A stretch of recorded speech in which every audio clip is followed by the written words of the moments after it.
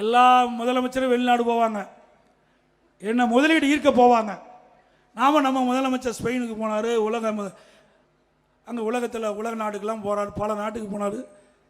ஸ்பெயினுக்கு போனார், ஜெர்மனிக்கு போனார், அமெரிக்கா போனார், துபாய்க்கு போனார், பல இடத்துக்கு போனார். அங்கே கூட தொழில் முதலீட்டு ஈர்ப்பான்னு தான் பார்த்தேன். ஆனால் ஸ்பெயினில் போய் சைக்கிள் ஓட்டிகிட்டு இருக்காரு. ஏங்க இதுக்காகவே நீங்கள் ஸ்பெயினுக்கு போனீங்க? அங்கே போய் சைக்கிள் ஓட்டிகிட்டு இருக்காரு. இப்படிப்பட்ட முதலமைச்சராக நாட்டை ஆண்டா எங்கே போய் முதலீடு வரும்? ஆக முதலீடை ஈர்க்க போல முதலீடு செய்ய போனார் இன்றைய முதலமைச்சர். அது மட்டும் இல்லை, இதே ஸ்டாலின் அவர்கள் ஜெர்மன் நாட்டுக்கு போகும்போது அந்த பத்திரிகையாளர் சந்திப்பு நடந்தது. அப்பொழுது 922 புரிந்துணர்வு திராவிட முன்னேற்றங்கள் ஆட்சி பொறுப்பேற்ற பிறகு 922 புரிந்துணர்வு ஒப்பந்தங்கள் போடப்பட்டதாகும். சுமார் 10,62,000 கோடி தொழில் முதலீட்டை ஈர்க்கப்பட்டதாகும்.